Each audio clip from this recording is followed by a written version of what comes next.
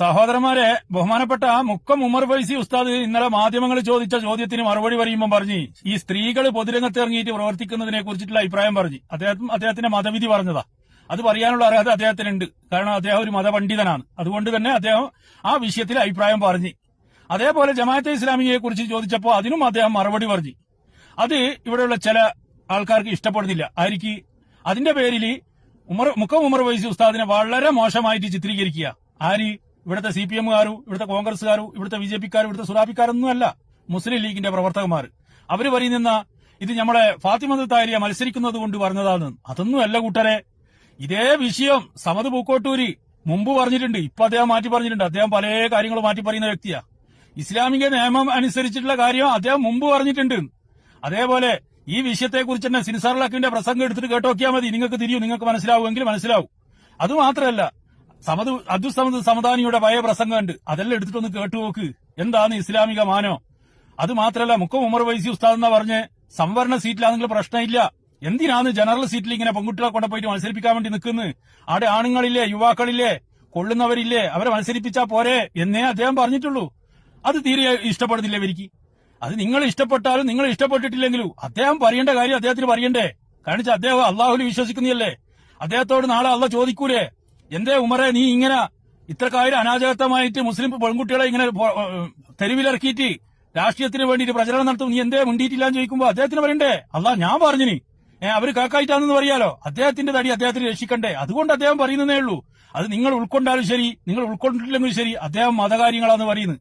അത് കേൾക്കുമ്പോൾ നിങ്ങൾ പൊള്ളിയിട്ട് കാര്യമില്ല. അദ്ദേഹത്തെ ഏതെങ്കിലും രാഷ്ട്രീയത്തിന്റെ ആലയെ കൊണ്ട് പോയി കെട്ടിയിട്ടൊന്നും കാര്യമില്ല. പിന്നെ ജമാഅത്തെ ഇസ്ലാമിക്കാർ മതരാഷ്ട്രവാദികളാണ്, അവരെ അടുപ്പിക്കാൻ വേണ്ടി പറ്റൂല എന്നുള്ള കാഴ്ചപ്പാട് ഈ മുക്കം ഉമർ ഫൈസി ഉസ്താദിന് മാത്രമുള്ളതല്ല. നിങ്ങളെ മുസ്ലിം ലീഗിന്റെ നേതാക്കന്മാരോട് തന്നെ എടുത്ത് പരിശോധിച്ച് നോക്ക്. ഇപ്പോ MK മുനീറിനോട് പോയിട്ട് ചോദിച്ചു നോക്ക്. അദ്ദേഹം മത്സരരംഗത്തില്ലല്ലോ. ഷാജിനോട് ഇപ്പം പോയിട്ട് ചോദിച്ചിട്ട് കാര്യമില്ല. അദ്ദേഹം ഒന്നും മിണ്ടൂല. കാരണം അദ്ദേഹത്തിന് എങ്ങനെയെങ്കിലും എല്ലാവരുടെ വോട്ടും, ഏത് മതരാഷ്ട്രവാദികളുടെ വോട്ടും വാങ്ങിയിട്ട് എങ്ങനെയെങ്കിലും അധികാരത്തിലെത്തുക എന്നുള്ള ഉദ്ദേശം. അതുകൊണ്ട് ഇപ്പോ ഷാജി ഒന്നും പറയൂല. നിങ്ങളെ മുൻകാലങ്ങളിലെ നേതാക്കന്മാർ ടി മുഹമ്മദ് ബഷീറിനോട് ചോദിച്ചു നോക്ക്. ജമാഅത്തെ ഇസ്ലാമിയുമായിട്ട് കൂട്ടുകൂടുന്നതിന്റെ ഉള്ള മാനദണ്ഡങ്ങളെ കുറിച്ചിട്ട് ചോദിച്ചു നോക്ക്. അവര് പറഞ്ഞുതരൂ. ഇതെല്ലാം മുൻകാലത്ത് നമ്മളെ മുമ്പിൽ അവർ പറഞ്ഞു വെച്ചിട്ടുണ്ട്. ഇപ്പൊ മുക്കം ഉമർ ഫൈസി ഉസ്താദ് വന്ന് പറയുമ്പോഴത്തേക്ക് മാത്രം നിങ്ങൾക്കെന്നാ ഇത്ര ചൊറിച്ചല്? അതുകൊണ്ട് നിങ്ങളോട് പറയാനുള്ളത്, നിങ്ങൾ ഈ മുക്കം ഉമർ ഫൈസിനെ അധികം മോശമായിട്ട് ചിത്രീകരിക്കേണ്ട. അതിന്റെ നാശം നിങ്ങൾക്ക് തന്നെയായിരിക്കും. അദ്ദേഹത്തെ മോശമാക്കിയതിന്റെ പേരിൽ നിങ്ങൾക്ക് ഒരു ലാഭവും കിട്ടാൻ വേണ്ടി പോകുന്നില്ല. പിന്നെ നിങ്ങൾ പറയുന്നൊരു കാര്യോ, വഖഫ് ബോർഡിൽ കുറെ സ്ത്രീകളുണ്ട്, അതിന്റെ കൂട്ടത്തിൽ പോയിട്ട് മുക്കം ഉമർ ഫൈസി ഉസ്താദ് ഇരിക്കുന്നത്. എല്ലാ കൂട്ടരെ മലപ്പുറം ജില്ലയിലെ ഒരു ബസ്സിൽ നിറച്ചു പെണ്ണുങ്ങളുണ്ടെന്ന് വിചാരിച്ചിട്ട് ആ ബസ്സിൽ കയറാണ്ട് നിൽക്കുക നമ്മള്. അഥവാ കയറാണ്ട് കഴിഞ്ഞാൽ അവിടെ തന്നെ നിൽക്കുക എന്നല്ലാണ്ട് നമ്മൾ ഉദ്ദേശിച്ച സ്ഥലത്ത് എത്തിപ്പെടൂല.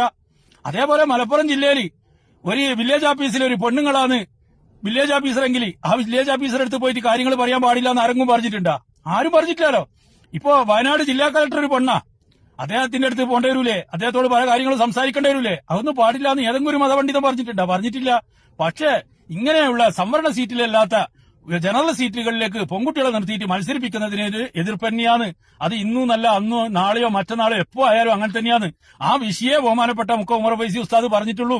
അത് നിങ്ങൾ ഉൾക്കൊണ്ടിട്ടില്ല പോലും. അദ്ദേഹത്തിനൊന്നുമില്ല. അദ്ദേഹത്തിന് പറയാനുള്ളത് അദ്ദേഹം പറഞ്ഞതേ ഉള്ളൂ.